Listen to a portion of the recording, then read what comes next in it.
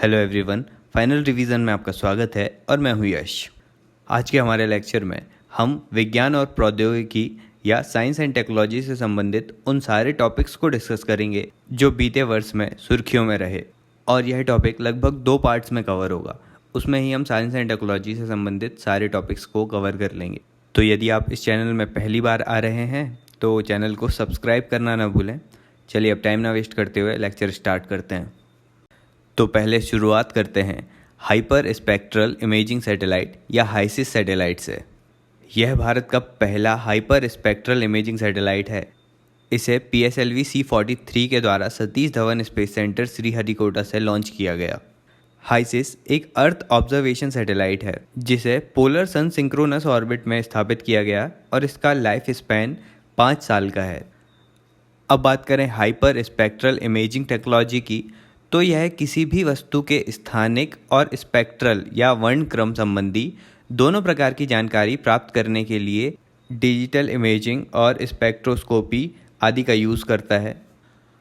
और इससे जो रिजल्ट्स प्राप्त होते हैं उनका उपयोग विभिन्न सामग्रियों और उनके रासायनिक और भौतिक गुणधर्मों की पहचान करने, उनका मापन करने और उनका पता लगाने के लिए किया जा सकता है। इसका यूज़ 2008 में चंद्रयान-1 में भी किया गया था। और हाइपर स्पेक्ट्रल रिमोट सेंसिंग का प्रयोग कृषि, वानिकी, मृदा संरक्षण, भूविज्ञान, तटीय क्षेत्र प्रबंधन, अंतर्देशीय जल अध्ययन, पर्यावरण अध्ययन, उद्योगों में प्रदूषण का पता लगाने, सैन्य क्षेत्रों की निगरानी और आतंकवाद विरोधी अभियानों आदि अनुप्रयोगों में इसका प्रयोग होता है। इसमें जो स्पेक्ट्रल इमेजिंग होती है वह एक प्रकार की इमेजिंग है जो विद्युत चुंबकीय स्पेक्ट्रम के विभिन्न बैंड्स जैसे अवरक्त, दृश्य स्पेक्ट्रम, पराबैंगनी, एक्सरे या इनके कॉम्बिनेशन को उपयोग में लाकर की जाती है। और मल्टी स्पेक्ट्रल तथा हाइपर स्पेक्ट्रल इमेजिंग का मुख्य अंतर बैंड्स की संख्या और बैंड्स की चौड़ाई का होता है। चलिए अब अगले टॉपिक में बात करते हैं इंडिया बेस्ड न्यूट्रिनो ऑब्जर्वेटरी के बारे में, जो तमिलनाडु में निर्माणाधीन है। तो तमिलनाडु के थेनी जिले के पोट्टीपुरम में भूमिगत प्रयोगशाला का निर्माण किया जा रहा है और भूमि के ऊपर उससे संबंधित सुविधाओं का निर्माण होगा। न्यूट्रिनो का अध्ययन करने के लिए आयरन कैलोरीमीटर डिटेक्टर का निर्माण किया जाता है। इसमें विश्व का सबसे बड़ा चुंबक शामिल होगा। अब इस भूमिगत प्रयोगशाला के संचालन और रखरखाव, मानव संसाधन विकास और डिटेक्टर संबंधी रिसर्च एंड डेवलपमेंट आदि अनुप्रयोगों के लिए मदुरै में national centre for high physics की स्थापना की गई है। और यह ऑब्जर्वेटरी केरल के इदुक्की जिले में मथिकेतन 16 नेशनल पार्क से 5 किलोमीटर से भी कम दूरी पर स्थित है। इसलिए इसे राष्ट्रीय वन्य जीव अभयारण्य से विशिष्ट अनुमोदन प्राप्त करने की आवश्यकता है। अब बात करें न्यूट्रिनो के बारे में, तो यह ब्रह्मांड का दूसरा सबसे अधिक मात्रा में पाए जाने वाला कण है। इसमें कोई भी इलेक्ट्रॉनिक चार्ज नहीं पाया जाता और यह किसी भी वस्तु के साथ बहुत कम मात्रा में अंतर्क्रिया करता है। यह लगभग द्रव्यमान रहित होता है। द्रव्यमान के आधार पर ये 3 भिन्न भिन्न प्रकारों या रूपों में पाए जाते हैं। पहला इलेक्ट्रॉनिक न्यूट्रिनो, दूसरा म्यूऑन न्यूट्रिनो, तीसरा टाउ न्यूट्रिनो। न्यूट्रिनो सूर्य के क्रोड से उत्पादित होते हैं और इन्हें कृत्रिम रूप से रेडियोधर्मी क्षय और परमाणु भट्टियों से उत्पादित किया जाता है। अब इस न्यूट्रिनो से कुछ इस प्रकार के लाभ होंगे। यह कण को समझने, ब्रह्मांड की उत्पत्ति को समझने, डार्क मैटर को समझने, रिमोट सेंसिंग के माध्यम से परमाणु अप्रसार में भूमिका निभाने और पृथ्वी के भीतर प्राकृतिक संसाधनों का मानचित्रण तैयार करने आदि जैसे कार्यों में सहायता प्रदान करेगा।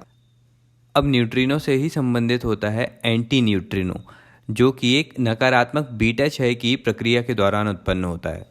और एंटी न्यूट्रिनो सब एटॉमिक पार्टिकल होते हैं जो पृथ्वी के संपर्क में आए बिना इससे होकर गुजरने में सक्षम होते हैं। न्यूट्रिनो और एंटी न्यूट्रिनो लेप्टन्स परिवार से संबंधित होते हैं। मतलब यह सुदृढ़ परमाणु बल के माध्यम से परस्पर अंतर्क्रिया नहीं करते। चलिए अब बात करते हैं लीगो इंडिया या इंडिगो ऑब्जर्वेटरी के बारे में। तो इस वेधशाला का परिचालन वर्ष 2020 तक आरंभ किया जाना निर्धारित है। यहाँ लीगो का फुल फॉर्म है laser interferometer gravitational wave observatory. तो यह लीगो इंडिया ऑब्जर्वेटरी भारतीय अनुसंधान संस्थानों के एक संघ और संयुक्त राज्य अमेरिका में लीगो प्रयोगशाला के मध्य एक सहयोगात्मक परियोजना के रूप में योजनाबद्ध है। और यूएसए की जो लीगो प्रयोगशाला है उसमें ऑस्ट्रेलिया, जर्मनी और यूनाइटेड किंगडम भी भागीदार देश हैं। यह लीगो परियोजना 3 ग्रेविटेशनल वेव डिटेक्टर्स का संचालन करती है, जिसमें से 2 अमेरिका में हैनफोर्ड और लिविंगस्टन में स्थित हैं। और अब लीगो इंडिया परियोजना में अत्याधुनिक लीगो डिटेक्टर को हैनफोर्ड से भारत में स्थानांतरित किया जाएगा। इसे संयुक्त राज्य अमेरिका में स्थापित डिटेक्टर के एकदम लंबवत दिशा में स्थापित किया जाएगा। और लीगो इंडिया परियोजना को financial aid department of atomic energy और department of science and technology ये दोनों मिलकर प्रोवाइड करेंगे।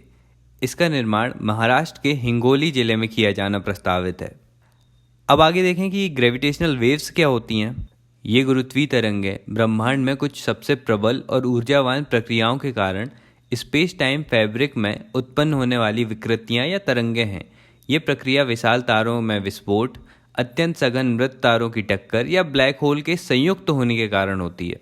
वर्ष 1916 में अल्बर्ट आइंस्टीन ने अपने सामान्य सापेक्षता के सिद्धांत में गुरुत्वाकर्षण तरंगों के अस्तित्व की भविष्यवाणी की थी। चलिए अब अगले टॉपिक में बात करते हैं कॉस्मिक माइक्रोवेव बैकग्राउंड रेडिएशन के बारे में।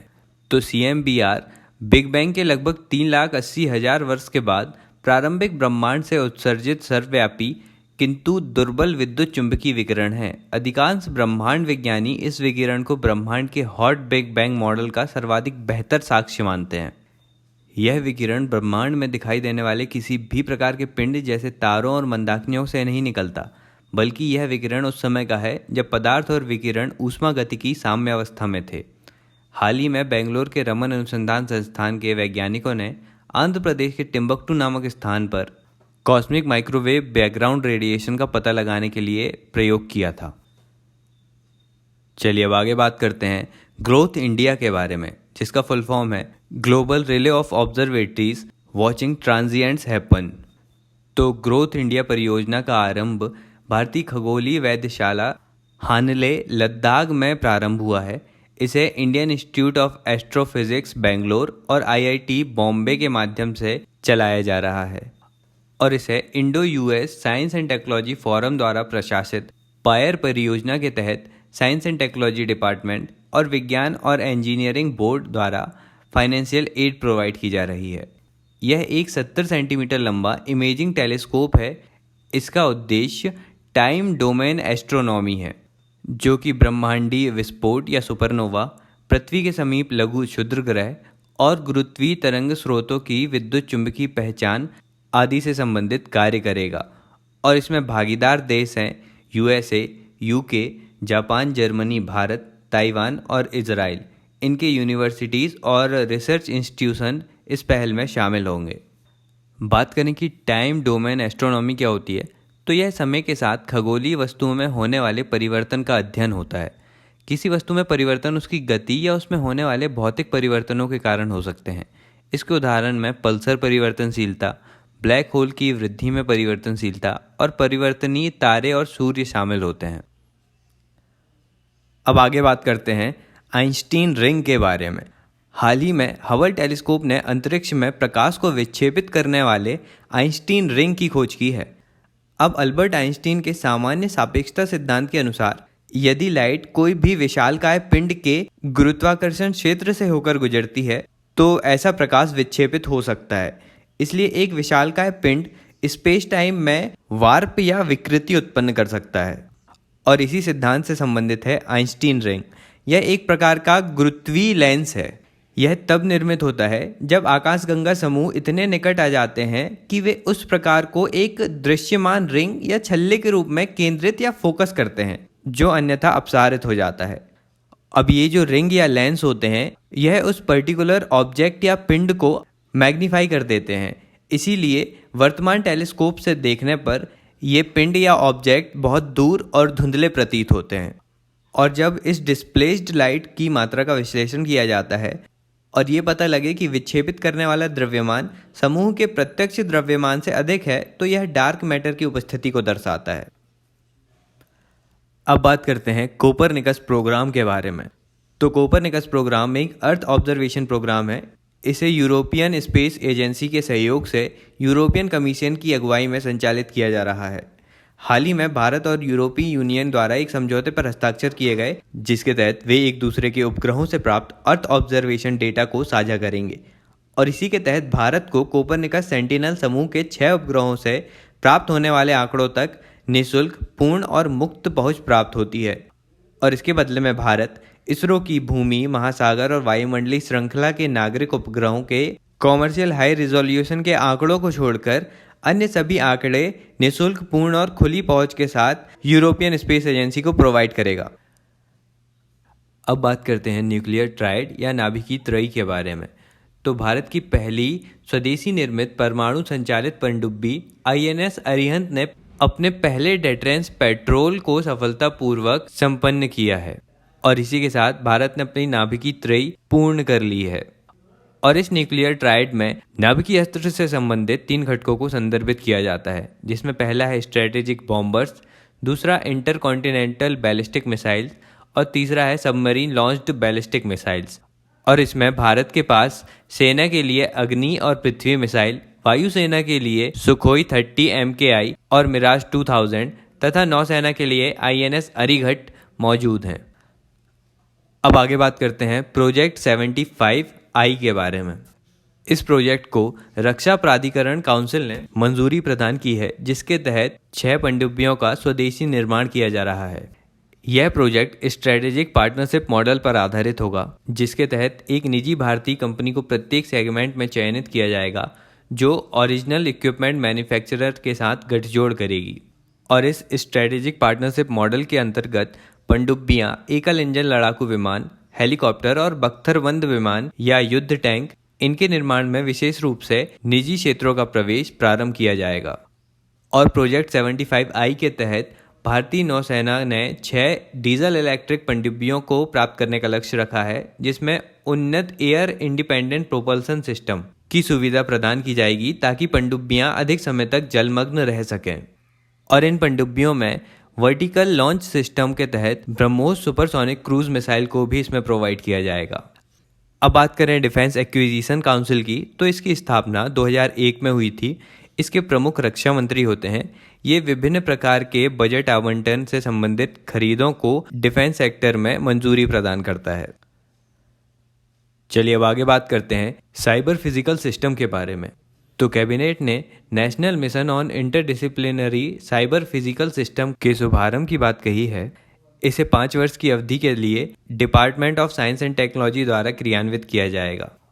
और साइबर फिजिकल सिस्टम एक बहुविषयक क्षेत्र है जो फिजिकल पैरामीटर्स के साथ कंप्यूटर बेस्ड टेक्नोलॉजी को जोड़ती है। उदाहरण के लिए सेंसिंग करना, कंप्यूटेशन, कंट्रोल तथा नेटवर्किंग इसके तहत आ जाते हैं। इसके थ्रू ये वस्तुएं और संरचनाएं इंटरनेट से तथा एक दूसरे से संबद्ध हो जाती हैं। और यह जो मिशन है national mission on interdisciplinary cyber physical system, इसके तहत technology innovation hubs, application innovation hubs और टेक्नोलॉजी ट्रांसलेशन रिसर्च पार्क की स्थापना की जाएगी।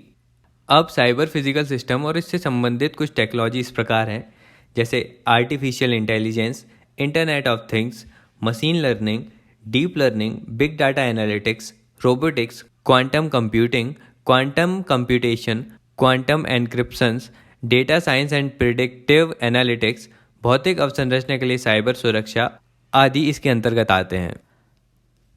चलिए अब बात करते हैं पेरिस कॉल के बारे में। तो पेरिस में आयोजित की गई यूनेस्को इंटरनेट गवर्नेंस फोरम की बैठक में the Paris call for trust and security in cyber space को प्रारंभ किया गया। इसका उद्देश्य साइबर स्पेस के संरक्षण के लिए साझा सिद्धांतों को विकसित करना है। और इस पेरिस कॉल पर 190 से अधिक सदस्यों द्वारा हस्ताक्षर किए गए थे, जिसमें 130 सदस्य निजी क्षेत्र से थे और 50 से अधिक देश शामिल थे। लेकिन इसमें भारत, अमेरिका, चीन और रूस जैसे प्रमुख देशों ने साइन नहीं किया है। चलिए अब आगे बात करते हैं ह्यूमन माइक्रोबायोम के बारे में। तो national centre for microbial resource एवं national centre for cell science के नेतृत्व वाले इंडियन ह्यूमन माइक्रोबायोम इनिशिएटिव को स्वीकृति के लिए प्रस्तुत किया गया है। इससे संबंधित तथ्य इस प्रकार हैं कि इंडियन ह्यूमन माइक्रोबायोम इनिशिएटिव में विविध भौगोलिक क्षेत्रों के विभिन्न नृजाति समूहों के 20,000 भारतीयों के लार, मल और त्वचा के नमूनों का संग्रहण किया जाएगा। एक्चुअली वैज्ञानिकों ने पाया है कि भारतीय जनसंख्या विशेष रूप से जनजातियों में विश्व के अन्य भागों के व्यक्तियों की तुलना में विशिष्ट गट माइक्रोबायोटा होता है, जिससे यह जनजातीय जनसंख्या काफ़ी हद तक आधुनिक आहार से अप्रभावित रहते हैं। मतलब आधुनिक आहार का इन पर साइड इफ़ेक्ट्स नहीं होता और इनके मध्य जीवन शैली से संबंधित रोगों का प्रसार भी कम होता है। अब देखें कि ह्यूमन माइक्रोबायोम प्रोजेक्ट क्या है। तो मानव शरीर के विभिन्न टिश्यूज और जीव द्रव्यों के अंदर जो सभी सूक्ष्म जीवों के सामूहिक जीनोम उपस्थित होते हैं उन्हें ह्यूमन माइक्रोबायोम कहा जाता है। इसमें बैक्टीरिया, आर्किया, कवक, प्रोटिस्टा और वायरस आदि शामिल होते हैं। और ये ह्यूमन माइक्रोबायोम वयस्क व्यक्ति के शरीर के कुल द्रव्यमान के 2% भाग होते हैं। मनुष्य के शरीर में यह सूक्ष्म जीव विभिन्न पहलुओं में महत्वपूर्ण भूमिका निभाते हैं, जैसे जटिल अपचयनी कार्बोहाइड्रेट और वसा का उपपचय करना, आवश्यक विटामिनों का उत्पादन करना, प्रतिरक्षा प्रणाली का अनुरक्षण करना, रोगजनकों के विरुद्ध प्राथमिक संरक्षण के रूप में कार्य करना, किसी एक विशेष दवा उपचार के प्रति किसी व्यक्ति की प्रतिक्रिया का निर्धारण करना आदि कार्य ये करते हैं। और माइक्रोबायोम्स की संरचना को विभिन्न कारकों जैसे आनुवंशिकी, आहार संबंधी आदतें, आयु, भौगोलिक स्थिति और नृजातीयता के द्वारा आकार प्रदान किया जाता है। अब इस ह्यूमन माइक्रोबायोम प्रोजेक्ट का पहला चरण 2007 में आरंभ किया गया था, जिसमें ह्यूमन माइक्रोबायोम का विवरण प्रदान करना, स्वास्थ्य और रोगों में इसकी भूमिका का विश्लेषण करना आदि कार्य आते थे। और अब इसके दूसरे चरण में यह ज्ञात करना है कि माइक्रोबियल सामग्रियों के परिवर्तन ने विशिष्ट स्वास्थ्य स्थितियों और रोग स्थितियों को किस प्रकार प्रभावित किया है। इस ह्यूमन माइक्रोबायोम प्रोजेक्ट में कुछ पद्धतियां यूज़ की जाती हैं जो इस प्रकार हैं। पहला, मेटाजीनोमिक्स। यह एक अनुक्रम आधारित दृष्टिकोण है जो सूक्ष्म जीवों को उत्पन्न करने की आवश्यकता के बिना माइक्रोब्स के पूर्ण संग्रहण से प्राप्त आनुवंशिक सामग्रियों को उनके प्राकृतिक परिवेश में विश्लेषण करने की अनुमति प्रदान करता है। इसके बाद दूसरी पद्धति है संपूर्ण जीनोम अनुक्रमण। चलिए अब आगे बात करते हैं मलेरिया वैक्सीन के बारे में। तो मलावी की सरकार ने महत्वपूर्ण पायलट प्रोजेक्ट के रूप में विश्व की प्रथम महिला वैक्सीन को लॉन्च किया है, जिसका नाम RTS-S/AS01 है और इसका दूसरा नाम मॉस्क्यूरिक्स भी है। यह छोटे बच्चों को मलेरिया के विरुद्ध आंशिक रूप से सुरक्षा प्रदान करता है। मलेरिया का जो परजीवी होता है प्लाज्मोडियम फैल्सीपेरम पैरासाइट, यह मानव के रक्त में प्रवेश करके यकृत की कोशिकाओं को संक्रमित करता है और यह वैक्सीन परजीवी द्वारा यकृत को संक्रमित करने से रोकने के लिए ही डिज़ाइन किया गया है। इसे ब्रिटिश फार्मास्यूटिकल्स कंपनी GlaxoSmithKline के द्वारा पाथ मलेरिया वैक्सीन इनिशिएटिव की साझेदारी में विकसित किया गया है। चलिए अब बात करते हैं यस्कार्टा थेरेपी के बारे में। तो हाल ही में US food and drug administration ने कुछ विशेष प्रकार के बड़े बी सेल लिम्फोमा या ब्लड कैंसर से वयस्कों के उपचार के लिए यस्कार्टा थेरेपी को स्वीकृति प्रदान की है। और यस्कार्टा थेरेपी एक जीन थेरेपी का प्रकार है जो रोगी के शरीर की कोशिकाओं को एक लिविंग ड्रग में परिवर्तित कर देती है, जिससे वे स्वयं कैंसर कोशिकाओं को लक्षित करके उन्हें समाप्त कर सकती हैं। इसे ऑर्फन ड्रग का दर्जा दिया गया है, जिसके अंतर्गत इसे दवाओं के विकास को बढ़ावा देने के लिए फाइनेंशियल एड प्रोवाइड की जाएगी। और यह यस्कार्टा उपचार के लिए chimeric antigen receptor T cell therapy का उपयोग करता है। अब बात करते हैं 3 पेरेंट बेबी के बारे में। तो यूनाइटेड किंगडम 3 पेरेंट बेबी को जन्म देने वाली प्रक्रियाओं को आधिकारिक तौर पर स्वीकृति प्रदान करने वाला पहला देश बन गया है। बात करें 3 पेरेंट बेबी के बारे में, तो यह माइटोकॉन्ड्रियल रिप्लेसमेंट थेरेपी का उपयोग करके इनवर्टो फर्टिलाइजेशन प्रक्रिया के दौरान माता के दोषपूर्ण माइटोकॉन्ड्रिया DNA को डोनर महिला के स्वस्थ माइटोकॉन्ड्रिया से प्रतिस्थापित करने की एक प्रक्रिया है। इसी कारण इसे 3 पेरेंट बेबी के नाम से जाना जाता है। इसमें बच्चे में माता पिता के 20,000 से अधिक जीनों की तुलना में डोनर का माइटोकॉन्ड्रिया केवल 37 जीनों का योगदान देता है। इसके अंतर्गत बच्चे के बुद्धिमत्ता, आँखें और बालों के रंग में और ऊंचाई में आदि में परिवर्तन नहीं होते हैं। और यह जो माइटोकॉन्ड्रिया होता है यह पूर्णतः माता से वंशानुगत होता है। यदि माता में दोषपूर्ण माइटोकॉन्ड्रियल DNA उपस्थित होता है तो उत्पन्न संतान दुर्लभ माइटोकॉन्ड्रियल DNA से संबंधित रोगों से पीड़ित हो सकती है। अगला टॉपिक आता है बायोसिमिलर फॉर कैंसर। हाल ही में बायोकॉन को एक बायोसिमिलर औषधि जिसका नाम है ओगिवरी, इसके लिए अमेरिकी खाद्य और औसत प्रबंधन की स्वीकृति प्राप्त हो गई है। यह बायोसिमिलर के रूप में स्वीकृति प्राप्त करने वाली पहली कंपनी बनी है। अब बात करें कि बायोसिमिलर क्या होता है। तो एक बायोसिमिलर औषधि एक जैविक औषधि होती है जो किसी वर्तमान जैविक औषधि से अत्यधिक मिलती जुलती या नैदानिक रूप में उसके समतुल्य होती है। इसीलिए इसे रेफरेंस मेडिसिन या ओरिजिनेटर मेडिसिन भी कहा जाता है। ये सामान्य औषधि से भिन्न होती है, लेकिन उनमें अधिक सरल रासायनिक संरचना पाई जाती है और आणविक संरचना में वे रेफरेंस मेडिसिन के पूर्णतः समान होती हैं। अब अगला टॉपिक आता है क्रायो इलेक्ट्रॉन माइक्रोस्कोपी। तो जैक्स डुबोसे, जोआचिम फ्रैंक और रिचर्ड हेंडरसन को high resolution cryo electronic microscopy के विकास के लिए 2017 के केमिस्ट्री के नोबेल पुरस्कार से सम्मानित किया गया है। अब इसमें क्रायो इलेक्ट्रॉनिक माइक्रोस्कोपी एक ऐसी पद्धति है जिसके द्वारा हिमीकृत जलयुक्त नमूने की इलेक्ट्रॉन माइक्रोस्कोपी के माध्यम से इमेजिंग की जाती है। इसमें जो भी स्पेसिमेन होता है उसे बिना किसी डाई या फिक्सेटिव के ही मूल अवस्था में रखा जाता है, जिससे कि सूक्ष्म कोशिका संरचनाओं, वायरस और प्रोटीन संरचनाओं का आणविक स्तर के रिजोल्यूशन में अध्ययन किया जा सकता है। इसमें विलयनों को भी देखा जा सकता है क्योंकि इस माइक्रोस्कोप के निर्वात में जल का वाष्पीकरण नहीं होता और इसकी मदद से ही शोधकर्ता बायोमॉलिक्यूल्स को उनके संचरण के बीच में ही फ्रीज कर पाएंगे और उनकी प्रक्रियाओं को देख पाएंगे। इसका प्रयोग जीका वायरस की इमेजिंग के लिए और इसकी दवाई से संबंधित अनुसंधान के लिए किया गया है। चलिए अब अगला टॉपिक है सर्केडियन रिदम। तो चिकित्सा क्षेत्र में 2017 का नोबेल प्राइज जेफरी सी हाल, माइकल रोसबास और माइकल डब्ल्यू यंग को दिया गया था। इन्होंने सर्केडियन रिदम को नियंत्रित करने वाली आणविक क्रियाविधि की खोज की थी। इस खोज से यह स्पष्ट हुआ कि किस प्रकार पेड़ पौधे, जीव जंतु और मानव अपने बायोलॉजिकल रिदम का पृथ्वी के घूर्णन के साथ सामंजस्य स्थापित करते हैं। यह सर्केडियन रिदम एक पैटर्न होता है जो हमारे शरीर को सोने, उठने, खाने आदि का समय निर्देशित करता है तथा कई शारीरिक क्रियाओं को नियंत्रित भी करता है। सर्केडियन रिदम बायोलॉजिकल क्लॉक्स के द्वारा उत्पन्न होता है और ये घड़ियाँ उनका समय भी निर्धारित करती हैं। यह सूर्य के प्रकाश और तापमान जैसे पर्यावरणीय संकेतों द्वारा प्रभावित होता है। अब अगला टॉपिक है इंटरस्टीशियम। वैज्ञानिकों के द्वारा इंटरस्टीशियम नामक एक नए मानव अंग की पहचान की गई है। इंटरस्टीशियम तरल पदार्थ से भरे कंपार्टमेंट्स होते हैं जो हमारी त्वचा के नीचे पाए जाने के साथ ही आंतों, फेफड़ों, रक्तवाहिकाओं और मांसपेशियों के नीचे भी परत के रूप में पाए जाते हैं। ये आपस में जुड़कर एक नेटवर्क का निर्माण करते हैं जिसे मजबूत और लचीले प्रोटीन के जाल के द्वारा आधार प्राप्त होता है। इन्हें पहले सघन संयोजी ऊतक माना जाता था।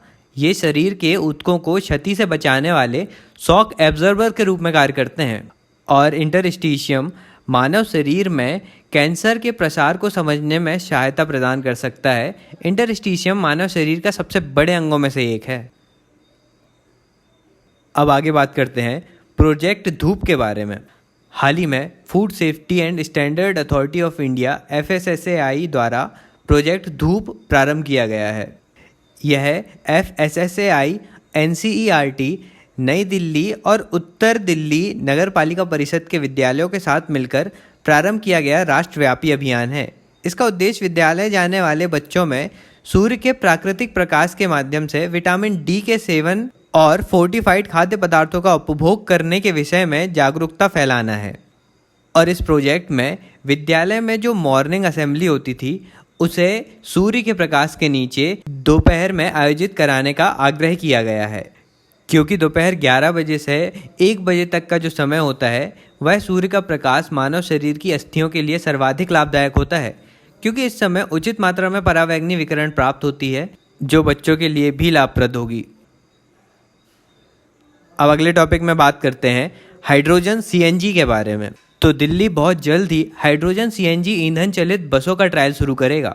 हाइड्रोजन CNG में कॉम्पैक्ट नेचुरल गैस और हाइड्रोजन दोनों का मिश्रण होता है। सामान्यतः इसमें कुल आयतन का 8 से 50% भाग हाइड्रोजन होती है।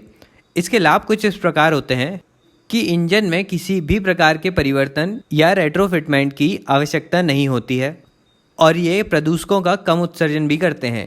हाइड्रो सीएनजी सीएनजी की तुलना में nitrogen oxide, carbon dioxide, carbon monoxide और हाइड्रोकार्बन उत्सर्जन में कमी को दर्शाता है। इससे ईंधन की खपत में 5% तक की कमी होती है और प्राकृतिक गैस और हाइड्रो सीएनजी दोनों ही ऊष्मीय दक्षता भार में वृद्धि के साथ बढ़ जाती हैं, जो हाई लोड यूजेस के लिए और हैवी ड्यूटी व्हीकल्स के लिए एक आइडियल फ्यूल होता है। चलिए अब अगला टॉपिक है अप्सरा यू या अप्सरा अपग्रेडेड। एक स्विमिंग पूल के आकार के शोध रिएक्टर अप्सरा अपग्रेडेड का Bhabha atomic research centre Trombay में परिचालन आरंभ हुआ है। अप्सरा यू एक स्वदेशी निर्मित रिएक्टर है। ये एशिया के प्रथम शोध रिएक्टर अप्सरा का उन्नत संस्करण है, जिसका परिचालन वर्ष 1956 में आरंभ हुआ था और जिसे वर्ष 2009 में बंद कर दिया गया था। इसमें लो एनरिच्ड यूरेनियम या निम्न परिष्कृत यूरेनियम से निर्मित प्लेट के आकार के प्रकीर्णन ईंधन का इस्तेमाल किया जाता है। अब बात करें कि शोध रिएक्टर क्या होता है, तो शोध रिएक्टर अनुसंधान, रेडियो आइसोटोप उत्पादन, शिक्षा, प्रशिक्षण आदि उद्देश्यों के लिए प्रयुक्त न्यूक्लियर रिएक्टर होता है। इसमें पावर रिएक्टर्स के ही समान कोर के शीतलन की आवश्यकता होती है और सामान्यतः न्यूट्रॉन की गति को मंद करने के लिए मंदक या मॉडरेटर का भी प्रयोग किया जाता है। ये उद्योग, चिकित्सा, कृषि, फॉरेंसिक आदि में प्रयोग होने वाले न्यूट्रॉन का उत्पादन करते हैं, जो कि इनका मुख्य कार्य होता है। और अप्सरा यू शोध रिएक्टर उच्च न्यूट्रॉन प्रवाह के कारण यह रिएक्टर स्वास्थ्य अनुप्रयोग में रेडियो आइसोटोप के स्वदेशी उत्पादन को 50% तक बढ़ा देगा। और अप्सरा यू के अलावा भी कुछ अन्य रिसर्च रिएक्टर्स हैं, जैसे कामिनी या कल्पक्कम मिनी। यह यूरेनियम 233 ईंधन के साथ कार्यरत विश्व का एकमात्र रिएक्टर है। यूरेनियम 233 ईंधन का उत्पादन निकटवर्ती फास्ट ब्रीडर टेस्ट रिएक्टर द्वारा उपयोग किए गए थोरियम ईंधन चक्र के द्वारा किया जाता है। इसके बाद आता है ध्रुव। यह बार्क ट्राम्बे में भारत का सबसे बड़ा शोध रिएक्टर है। चलिए अब अगले टॉपिक में बात करते हैं super critical carbon dioxide Brayton cycle के बारे में। तो भारतीय वैज्ञानिकों ने super critical carbon dioxide Brayton test loop सुविधा का विकास किया है, जिससे भविष्य के विद्युत संयंत्रों से स्वच्छ ऊर्जा उत्पादन में सहायता मिलेगी। यह अगली पीढ़ी के लिए भारत का पहला टेस्ट बेड है, जो विद्युत उत्पादन के लिए प्रभावी, सुगठित, जल रहित super critical carbon dioxide Brayton चक्र परीक्षण लूप है। इसमें जो ब्रेटन चक्र है, यह ऊष्मा गतिकी चक्र है, जिसका उपयोग स्थिर दाब, ऊष्मा वृद्धि और अस्वीकरण और टरबाइन के पंखे चलाने के लिए किया जाता है। और बात करें सुपर क्रिटिकल शब्द की, तो यह 31 डिग्री सेल्सियस क्रांतिक तापमान और 73 वायुमंडलीय क्रांतिक दाब से अधिक पर कार्बन डाइऑक्साइड की स्थिति का वर्णन करता है। इस अवस्था में कार्बन डाइऑक्साइड वाष्प की तुलना में 2 गुनी सघन होती है। अभी वर्तमान में जो टरबाइन को चलाने के लिए स्टीम का यूज़ किया जाता है ना, तो इसके बजाय सुपर क्रिटिकल कार्बन डाइऑक्साइड का उपयोग करने पर इससे अधिक विद्युत उत्पन्न हो सकती है। चलिए अब बात करते हैं ग्राफीन बेस्ड बैटरीज के बारे में। यह जो ग्राफीन से बनी हुई बैटरीज होती हैं, यह लिथियम आयरन बैटरी की तुलना में 5 गुना ज़्यादा तेज गति से चार्ज होती हैं। अब बात करें कि ग्राफीन क्या होता है, तो यह कार्बन का ही रूप होता है। यह एकल परमाणु मोटी समतल परत 2D स्ट्रक्चर से मिलकर बना होता है। इसमें परमाणु षटकोणीय जालक के रूप में व्यवस्थित होते हैं। यह विद्युत और ऊष्मा का बहुत अच्छा सुचालक होता है। स्टील से 200 गुना अधिक मजबूत और लगभग पारदर्शी होता है। और गैसों के लिए यह अपारगम्य होता है। और ग्राफीन को पेंट और कोटिंग्स, स्नेहक, तेल और कार्यात्मक तरल पदार्थ, कैपेसिटर और batteries, thermal management application, display material और पैकेजिंग, सोलर सेल, इंक और 3D प्रिंटर मटेरियल तथा फिल्म आदि के रूप में प्रयोग किया जा सकता है। चलिए अब आगे नाइस, वियना और लोकार्नो समझौता के बारे में बात करते हैं। तो Bharat world intellectual property organisation की अंतर्राष्ट्रीय वर्गीकरण प्रणालियों से संबंधित नाइस, वियना और लोकार्नो समझौतों में शामिल हो गया है। अब इसकी कुछ अलग अलग संधियां इस प्रकार हैं। सबसे पहले बात करते हैं नाइस समझौते की, जो 1957 में आया था। यह ट्रेडमार्क और सर्विस मार्क पंजीकृत करने के उद्देश्य से वस्तुओं और सेवाओं का वर्गीकरण स्थापित करता है। इसके बाद लोकार्नो समझौता 1968 में आया था, जो औद्योगिक डिज़ाइन के लिए एक वर्गीकरण स्थापित करता है। इसके बाद 1973 में होता है वियना समझौता, जो अलंकारिक तत्वों से मिलकर बने या अलंकारिक तत्वों से युक्त चिन्हों के लिए वर्गीकरण स्थापित करता है। अंतर्राष्ट्रीय पेटेंट वर्गीकरण 1971 का प्रौद्योगिकी के उन सभी क्षेत्रों के अनुसार पेटेंटों और उपयोगिता प्रतिमानों का वर्गीकरण करने के लिए यूज़ किया जाता है जिनसे वे संबंधित होते हैं। इसे स्ट्रासबर्ग समझौते द्वारा स्थापित किया गया था। ये संधियाँ 7 सितंबर 2019 से भारत में प्रभावी हुई। चलिए, तो अब इसी पॉइंट पर हम आज का वीडियो यहीं रोकते हैं और अगले वीडियो में मिलेंगे तो साइंस एंड टेक के कुछ अन्य टॉपिक्स को डिस्कस करेंगे। यह लेक्चर पसंद आया तो लाइक कीजिए और चैनल में आप न्यू हैं तो चैनल को सब्सक्राइब ज़रूर करें। अगले वीडियो में मिलता हूँ एक नए टॉपिक के साथ। Thank you so much for listening.